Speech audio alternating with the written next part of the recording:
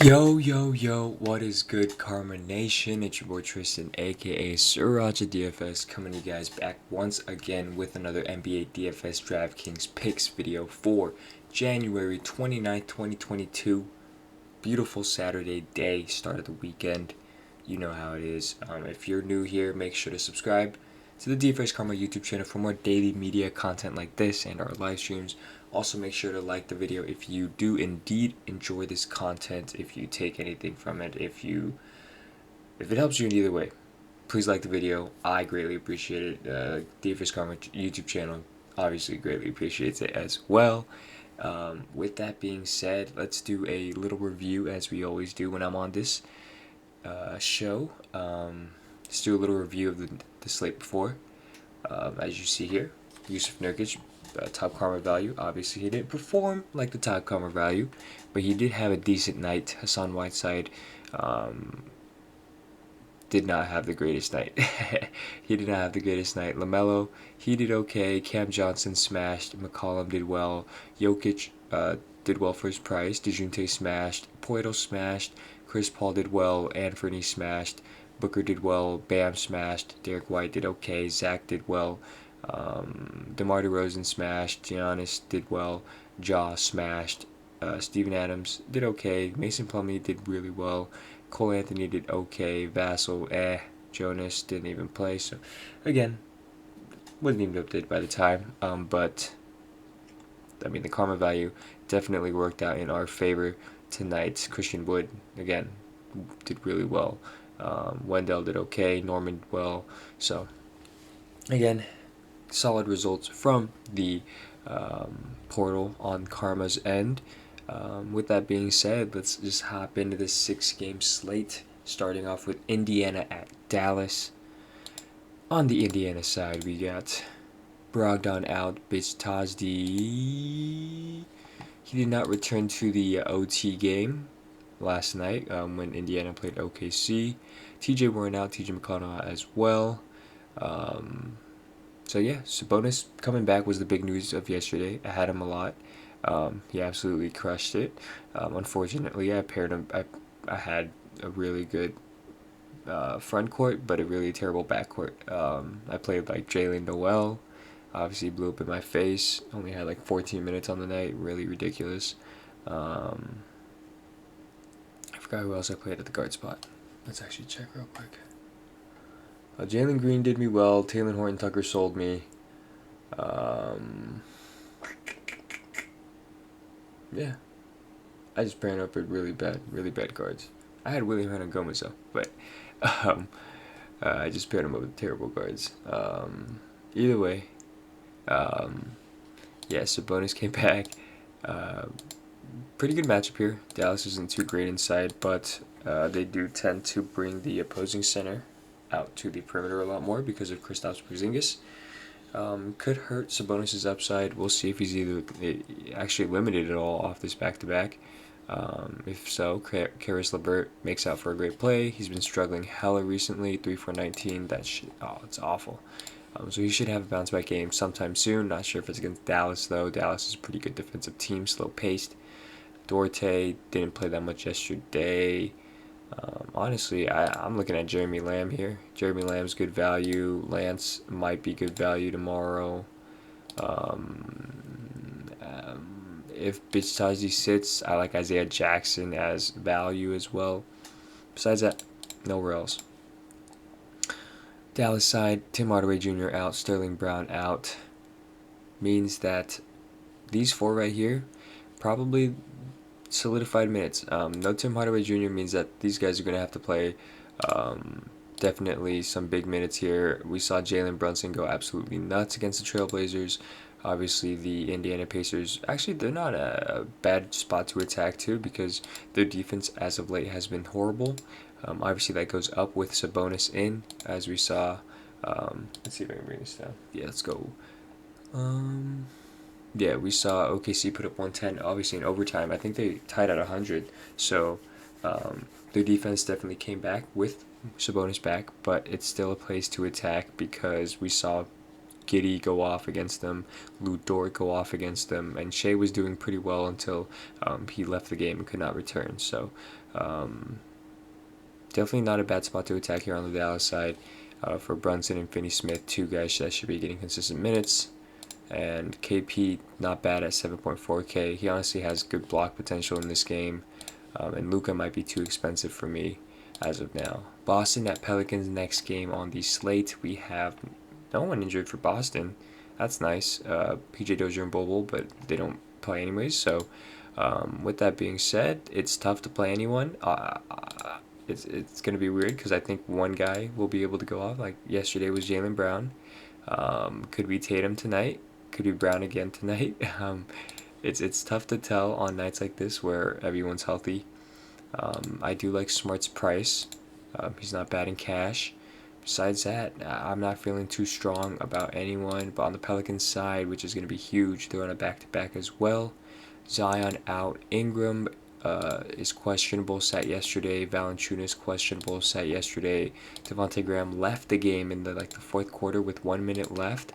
So we'll see if he plays tomorrow, because if not, you're going to be looking at Josh Hart, Nickeil Alexander-Walker. Herbert Jones had himself a night as well. And then Hernan Gomez if no Valanciunas. Nickeil if no Ingram. Alvarado if no Graham. So we're going to have to wait for the news in that one. Sacramento at Philly next game on the slate. And honestly, this is a game I like if De'Aaron Fox were to sit. I honestly don't think he does. I think he comes back. It's been an ankle injury, and yeah, he's been sitting the last couple of games. Perfect spot for him to come back on. If he doesn't come back, though, Halliburton, love his price, 7.9. He's been definitely letting down as of late, and this is a get-right spot. Buddy Hield. I like Harrison Barnes more than Buddy Hield. Rashawn Holmes at 4.8K. I do like that price for him. They're going to be needing him to play against Embiid. Davion Mitchell is worth a look if Fox sits again. And I think that's it for me here. Phillies side, we got Ben Simmons out, of course. Shake Milton out still. And Seth Curry is going to be the big news here. If he sits, Tyrese Maxey gets a big bump. We saw that against the Lakers. Tobias Harris and Joel Embiid obviously get small bumps. Korkmaz gets a little bit of a bump, but he's not doing too much because Thibault is getting minutes now. And they also have Danny Green. So I'm playing mainly the three that I talked about. Embiid, Harris, and Maxey, those are my guys if Seth Curry were to sit. Washington at Memphis next game on the slate. We have no one injured on the Washington side, which is good for them. But because of that, it's going to be tough to play any of them. Thomas Bryant came back, taking minutes away from Gafford and from Montrezl Harrell. I do believe that they have these guys in trade talks as well. Montrez isn't bad as a GPP play. Point per minute guide. Just needs to get the minutes. Yeah, honestly, it's hard to play any of these guys. They spread the minutes around so well. Kuzma, maybe, actually. Kuzma's not bad at 7.2K. Could have a ceiling of around 40 here. Memphis is a decent matchup. On a back-to-back, maybe some tired legs. But yeah, I don't know if I'd go to anyone else here, to be honest. Memphis side, though, this is good. We're going to have to see if anyone sits on this back-to-back. Maybe Desmond Bane just came back from some. But as of now, Ja Morant, 10.3K. This dude is doing everything for the Grizzlies right now. I mean, of course, you have Jaren Jackson Jr. helping. He had 6 blocks, 2 steals last game. So if you're playing him on FanDuel, you were happy as a kite. Desmond Bane had another terrible shooting night. Played his points over. Definitely got burned there. But 6.2K, definitely not bad in this matchup. If you're not playing Morant, I think you play Bane here. Because someone's going to have to score for this team. And I mean, Melton definitely played good minutes. He's worth a look as well. But Desmond Bane only having 30 minutes when he had 33 his first game back is kind of weird. So I'm a Bane type of guy tomorrow. Melton's definitely worth a look, like I said. Ja Morant, definitely a good play, and Jaren Jackson Jr. as well. So those 4 are the guys I'm going to be looking at for tomorrow. Besides that, I don't think I'd go anywhere else, to be honest. To be completely honest. Maybe Adams as a GPP play. but that's all I got. Fred VanVleet is questionable tomorrow for the Toronto Raptors. And of course, we've been known this. Gragic, Baines, and Birch are out. So with that being said, if VanVleet were to sit, we saw Toronto run a pretty tight rotation the other day, and definitely in play again. Gary Trent Jr. if Fred VanVleet sits, love him there. Scotty Barnes, not bad in cash if Fred VanVleet sits. OG, definitely worth a play. Siakam saw, I would say, a tougher time without VanVleet setting him up, but whatchamacallit, still Siakam plays that sort of point guard role with VanVleet out. Miami's a tough matchup, so obviously it's not going to be the same sort of game atmosphere with Fred VanVleet sitting against this Miami team, but definitely an upside there to see. On the Miami side, we got Kyle Lowry. I believe he's going to be out, but he's questionable for tomorrow just because he sat yesterday. No news on him today. Oladipo, Markieff, Okpala out, Silva out. With that being said, Jimmy Butler 8.6K, nice price for him. Had a really good game tonight. Bam Adebayo 7.3. His price got decreased. Toronto matchup isn't so great versus bigs, but Bam Adebayo is a type of guy who definitely, like against the Knicks, he had a pretty good game. And then against who they play last? Who they play tonight? Clippers. Clippers suck inside too though. But 7.3K, like that price for him. Tyler Hero, definitely worth a GPP play at 6.4. If you do believe Jimmy and Bam suck, it's going to be Hero. Duncan again had a good game. But 4.5K now. I do believe he was like 4.2 or something last night. So his price went up a little bit. We might see Jimmy sit, to be honest, because he was questionable coming into the game last night. So definitely got to watch the news there. Brooklyn at Golden State rounds out the slate, and this is going to be a good one because James Harden is back for tonight. Kyrie Irving is back as well, meaning that they're going to be almost... sorry, I was about to say full strength, but they're going to be a little bit healthy. KD's obviously out. Joe Harris is obviously out, but besides that, no one who usually plays is in. Claxton is back, so... With that being said, James Harden and Kyrie Irving are going to shoulder the entire offensive load with help from Aldridge, Mills, Claxton, Cam Thomas. But, yeah, Golden State defense, I mean, without Draymond, they're not the same, but their recent games has looked okay.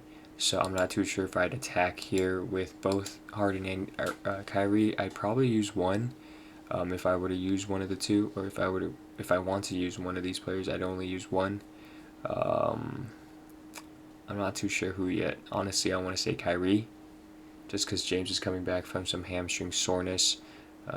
Obviously, if he's good to play, he's good to play, but I like Kyrie, I think, in this matchup more. On the Golden State side, we have Draymond Green still out, James Wiseman out, Andre Iguodala out, and Bjelica is questionable. And that's decent amount of news because with Andre out and Bjelica out, they're going to have to find people to play those minutes. So I'm thinking those minutes go to Kuminga. Maybe Juan Toscano Anderson definitely probably makes an appearance tomorrow. But anyways, besides that, I like Klay Thompson at 5.5K. His minutes have steadily been going up. He's making shots now. Brooklyn's not too great at guarding the perimeter, so Klay's great at 5.5. Andrew Wiggins isn't bad at 6K. I don't want to touch Steph because of his inconsistencies. He's good in GPPs. Definitely worth a pay up on a slate like tonight. As you can see, the pay ups aren't so solid. Obviously, you have Embiid, which is nice. Curry, Morant, Sabonis, Kyrie, and then after that, you have a bunch of guys who are in decent matchups, but it's okay.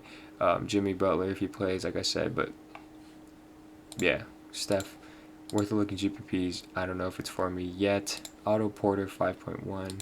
He's okay. Kevon Looney might be needed tomorrow, so he might be in play tomorrow. Besides that, like I said, that's all I got for y'all. Rounds out the slate. Thank you for tuning into this NBA DFS DraftKings Picks video on January 29th, 2022. if you did indeed enjoy the content, if you do, if it helped you at all, please like the video. Greatly appreciate it. If you're new, subscribe to the DFS Karma YouTube channel for more daily media content like this. Yeah, that's all I got for y'all. Appreciate it if you watched, if you stayed till the end. Good luck in your contest tomorrow. Have yourselves a good one, and I'm out. It's your boy Tristan, aka Sriracha DFS. Peace.